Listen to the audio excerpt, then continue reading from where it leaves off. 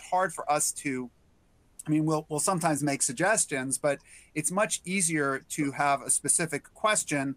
You know, can we use an SF-36 to look at kind of, you know, global health status, or should we use some other instrument? That's a specific question. Our reviewers can get their hands and heads around that, and give a response and potentially provide some better ideas. So specific questions are very much appreciated. But I think what Nicole, getting back to what Nicole said, really having this dialogue, I just want to compliment Nicole for really leading the charge for the Office of Therapeutic Products to really have kind of a transformational approach to for the office, to really welcoming sponsors to communicate more and more fully with the office. So I'll leave it there. Thank you. Thank you. Okay, I have a few questions that I'd like to go through from our audience. And so perhaps, oh, there we go. There's so many coming in that it's hard to keep up with them. What is, so perhaps Dr. Marks, we can start with you with this one. What is the best route to have the early and often calls to discuss the new analytical methods, type C or positive type D? Probably depends on where you are in your development. I think if you have a new method for a product that's in development, it seems like a pretty good thing for a type D meeting, at least to me. I'll ask Nicole to opine since she's the one in the product office. But if you have something where you've got a product development underway and you have a new analytic method, it seems like the poster child for a type D meeting, a very specific question, which you can provide very specific information on, and it's really a one topic or at most two topic meeting. But Nicole, anything you want to add? I agree. No, that's right. I agree. Thank you. Okay. We covered this next topic at the top of our call when we talked about approvals, but is 10 to 20 approvals a year by 2025 still realistic expectation from the industry?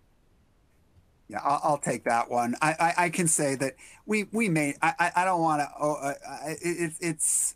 It may be a little bit over promising for 25 to say that, but I don't think we're going to be that far off. I hope. I think the trajectory is in the right direction. Will it be exactly, there or not? The truth is, it could be shifted a year out before it gets there. And I have a good excuse for that. Is the prediction was made before a certain event that affected our lives called COVID-19. And so there were some real hiccups with development during that time. But I'm still optimistic because we see, I think we see acceleration. So I'm optimistic, but I'm also realistic that it may not be exactly that number in 25, but I don't think it's going to be too far off. Good. Okay. And I applaud and I am thankful for your optimism. That does seem to be the how a lot of people are feeling even after the most recent industry conferences that have been going on. Optimism seems to be the key word, which is good. Okay, with multinational approvals in mind, do you feel that WHO essential medicine designation and other WHO programs are being leveraged sufficiently to make ATMPs available more globally?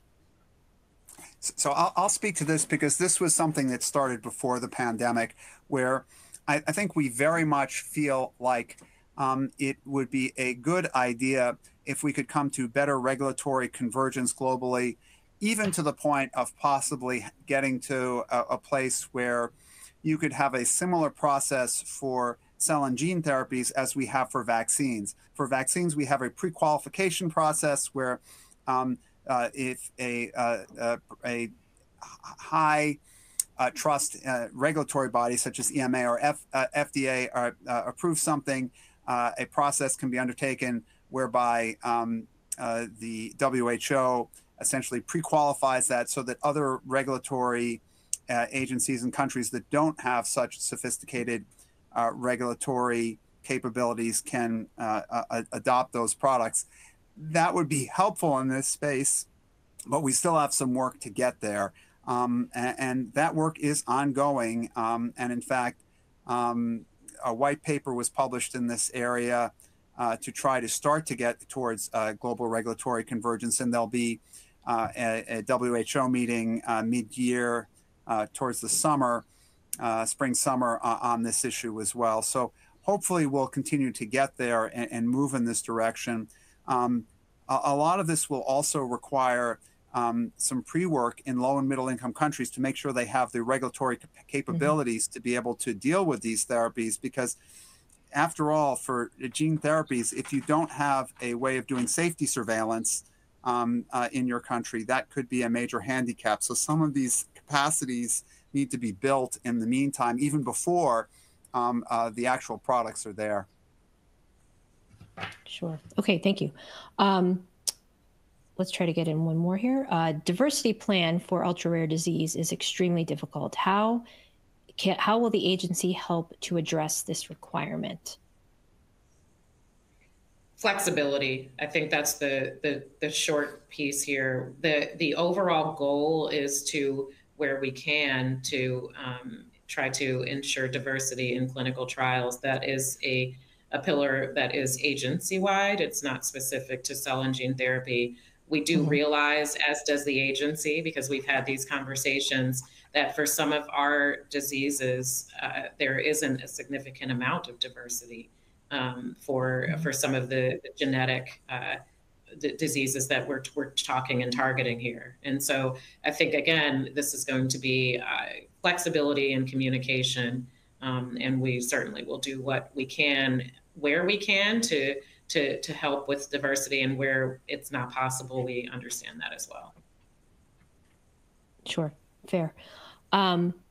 Finally, how can sponsors engage with the FDA for pediatric development in a rare disease space to accelerate development in cell and gene therapy? We covered this a little bit before, but perhaps a little bit more info on it. And I open it to either one of you. Yeah, I would listen.